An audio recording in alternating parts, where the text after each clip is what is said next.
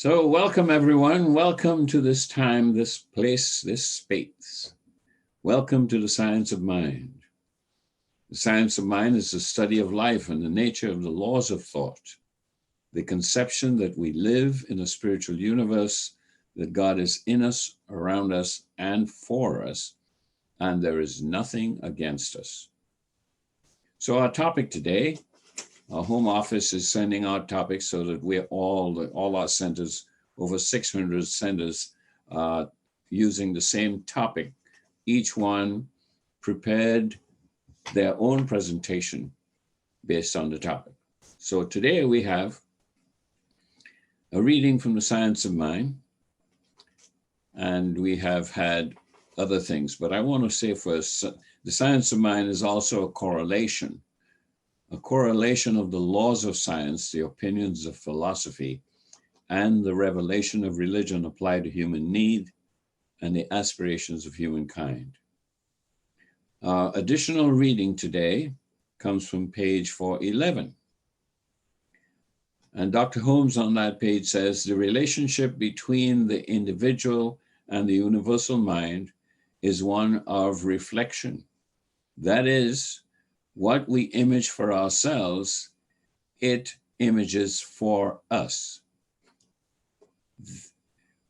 Then, he says, it follows that the very law which creates bondage could as easily create freedom. The divine intends freedom for us, but the very fact that we have creative thought, and that we are real individuals presupposes the use of our creativeness in more than one way. End of reading. So we have this wonderful connection to the divine.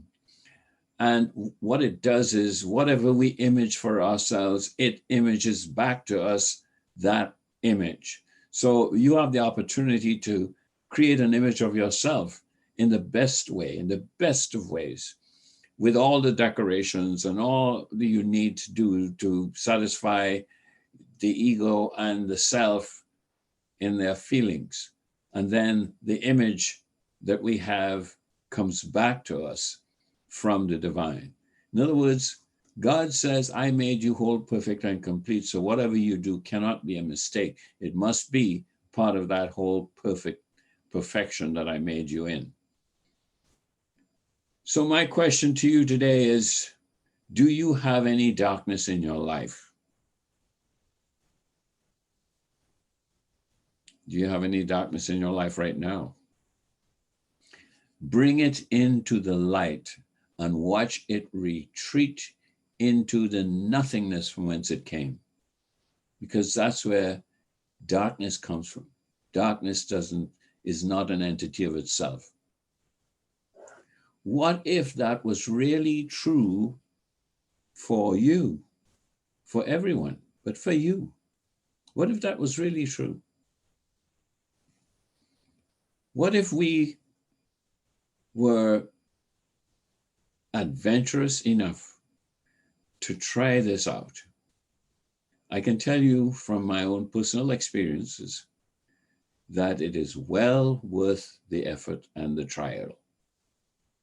The first time I remember hearing the statement, you become what you think about, and I'm sure you've heard this over and over, but the first time I can remember hearing that, I heard it from a great teacher, Earl Nightingale, many, many years ago. That's when I decided to change my life by trying this theory out on myself. After both my parents died, I felt totally alone.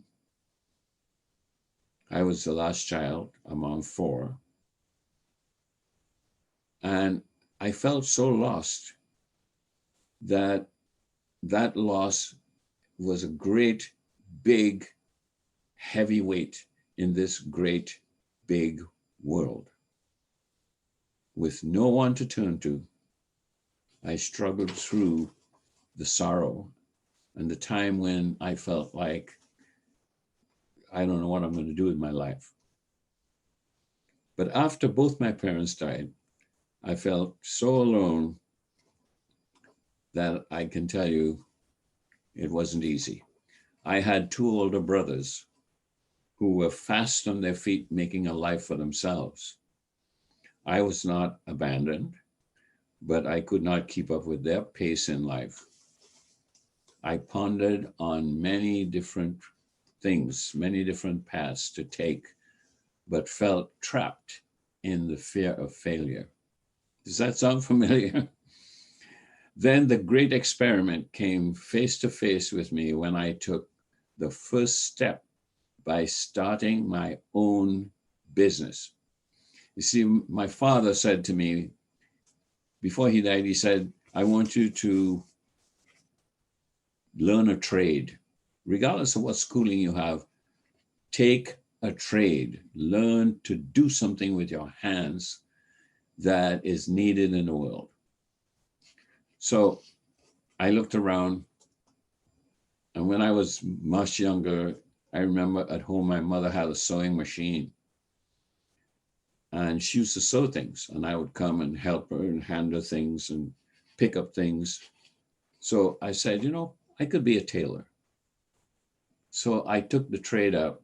So after my father died, I had already graduated from the school and I was making clothes. So I said, I'm going to start a business and open my own tailor shop.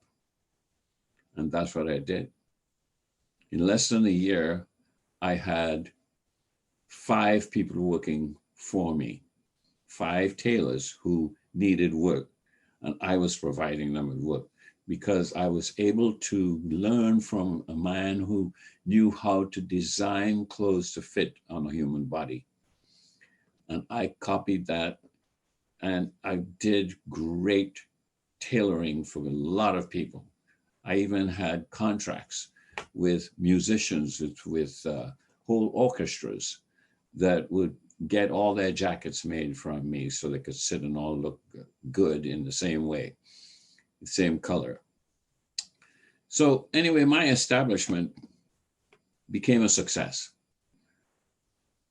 But by that time, I got enough confidence in testing what this world can do for me and what I can do for it. I sold my business and began to test myself further by believing in something, believing in doing something I had no experience in at all. I wanted to expand myself. I went to work for a GM, a General Motors dealer in sales. I was selling cars. I knew how to drive one. I didn't know anything about selling cars, but I knew if I could have a successful tailor shop with 5 or 6 people working for me, doing well, sold that business, and now I could sell a car. So I started selling cars. And before you know it, I was the second to the top guy in selling cars in that company. It still exists after all these years. So that GM dealer helped me to be more convinced that the thinking I was planning, I was using was working. My contemplation will bear fruit, and it did. Today, I can boldly pose the question to you. Do you want to experience a good life? More good in your life?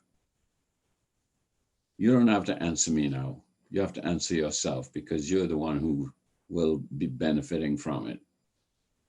Do you want to have a better life, a better experience of life, more fulfilling, more ease, more comfort, and more opportunities to do good for others? If you have darkness in your life, though, bring it into the light and watch it retreat, as Holmes says. Watch it retreat into the nothingness from whence it came. Our topic today is about preparing the way. I'm talking about how much preparation one has to do to find the way. Practice embodying more good, and the law has no choice but to create the good for you in that time. It takes intention, it takes commitment, it takes mindfulness, it takes preparation. Are you willing to do that kind of work so that you can receive back to you what the divine sees as good coming out of what you do? And it reflects it right back to you. A quote from Home Office. Home Office sent out a quote also, and I try to include it each week. And here's what they put down. Peace in my heart outpictures as peace in the world. My peace is a reflection of the Christ consciousness. They put that out as the quote for the month. You see, we have power over our conditions. Whatever you continue to think about becomes a spiritual practice. So remember that. You don't have to go to church to have a spiritual practice. Whatever you think about consistently becomes a spiritual practice, and you will continue to bring about that thinking because the law has no other choice. The law has no way but to create what you are persistently thinking about. Don't spend time thinking about fearful things, about unhappy things, or about how bad you see things happening. If you spend time thinking about that, the law is going to create that for you, because the law is the reaction of the universe, of the divine mind to your impressions that you give out. Remember, you cannot change anybody else. Don't try to change people. Offer them opportunities to change, but don't try to change them directly. Remember, you cannot change someone or their experience. Remember that each person has the same right to act upon themselves, their own life, and to create their own design. After using whatever words come to you, words will bring conviction to our thought. After we use the words enough, it brings conviction to our thought. We pause and try to realize the presence of the all power from which every special good comes. That's on page 410. After using whatever words will bring conviction to our thought, we pause and try to realize the presence of the all power from which every special good comes. See, we are always preparing something for manifestation. Think about this. We are always preparing something for manifestation. Regardless of how you're thinking or what you're doing, you're preparing for something to manifest that's not there yet in your life, or more of what's there in your life. This is not hope. Hope, Holmes says, is a subtle illusion. As thought leads to desire, it also leads to purpose. It also leads to planning. It also leads to action. It also leads to accomplishment. And it also leads to fulfillment. One thought does all that work in our lives. And every thought that you have is creative. We're not making this up. We get to make up our lives, but we're not making up the principle. The principle is there. We have to learn how to use it. You see, the preparation for good and betterment is always there. We must awaken to it. This is what Dr. Holmes says.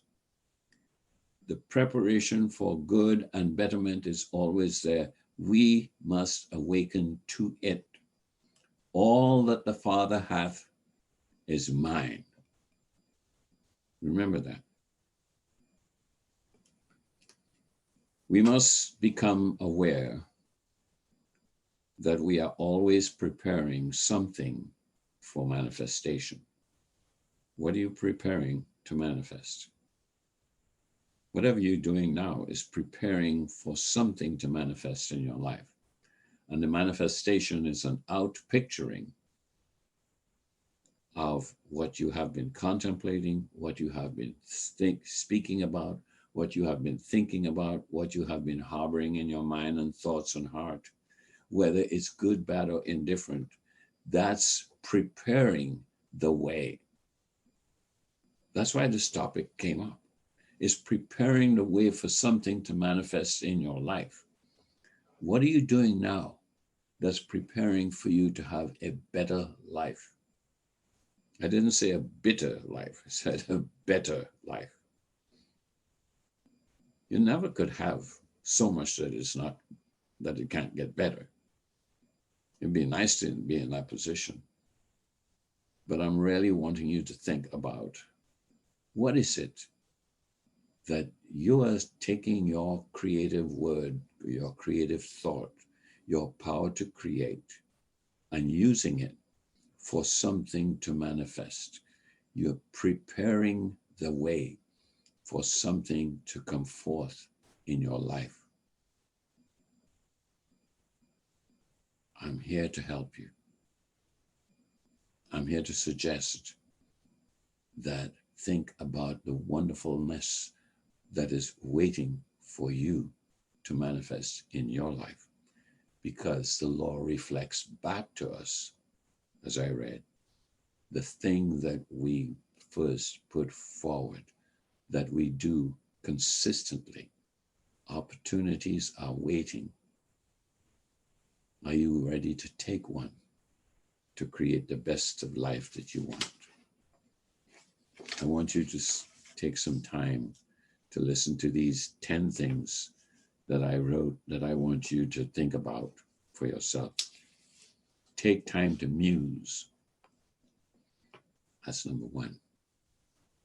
Take time to reflect. Take time to be silent. Take time to be in awe. You know, that means you could look around the sky and be in awe. Sunsets, sunrises, rain falling, whatever. Take time to contemplate. Take time to meditate. Take time to be alone. Not loneliness I'm talking about. Take time to be alone so that you can use your mind to improve your life, to help you experience the best life that is there waiting for you. Take time to be quiet. Did you hear that? Take time to hear the silence. And take time to know yourself.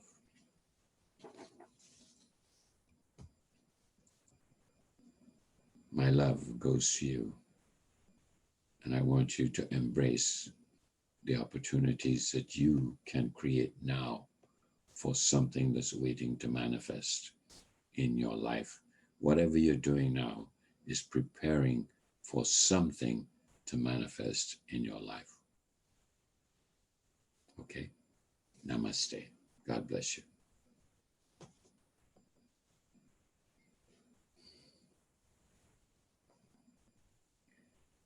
So we have a practice of two things. Spiritual mind treatment, which is a scientific way to pray to bring what you desire into your life. And we also do, at the end of each service, give you the opportunity to ask questions. Because when you are listening to me, the you that's listening has questions for yourself. So you are saying something to yourself while I'm saying something to you. Do you have any questions? Do you have any ideas that you would like me to expand further based on what you have heard? If you want something out of this treatment, is to become the person that you want to become, become the person that you want to be, the owner, the possessor, the part of. So let us begin. Silently repeat this prayer to yourself so that it is yours. My words, your words are one. I know there is only one life, and that life is God. That life is the life of all life. God is absolute perfection, wholeness, beauty, joy, power in the highest possible ways. All the qualities and the aspects of the one are of the highest in divinity. And that one life is the life that all other lives come out of. I am made in the image and likeness of that one. So is everyone else. Made in the image and likeness of the one. That likeness has no limit. Infinite variety comes out of that one unity, that oneness. And because this is true about us, I know that the desire of anyone's heart, open to receive, becomes a receptacle, and the preparation that one needs takes place in becoming the receptacle. As we become receptive through our actions, through our activity, through our thinking, through our involvement, that which we desire has no choice but to find its home in our lives. I declare that today we are more aware of that than ever. And being more aware of it, we begin to cause the law of attraction, the expectancy to take place. Expectancy speeds progress. And as we work with that thought, our expectancy levels become more refined, more involved, more active, with greater results. I give thanks for the power of these words. I give thanks for the power of this philosophy. I give thanks for all of us who are seeking to be more like that which made us, like that which we desire, like that which we are dreaming of, and not sitting hoping, but actively seeking. I give thanks for all of this and so much more. So I release it to that immutable power that is able to do far beyond a human's expectancy. Turn it over to that power, knowing already that all is well. And please join me in your heart and say, and so it is. Amen. Have a wonderful day, everybody. Enjoy your life. Know that there is really nothing against you. Only thing that's against you is you. So stop being against yourself. Open to the good and not what is fearful and negative.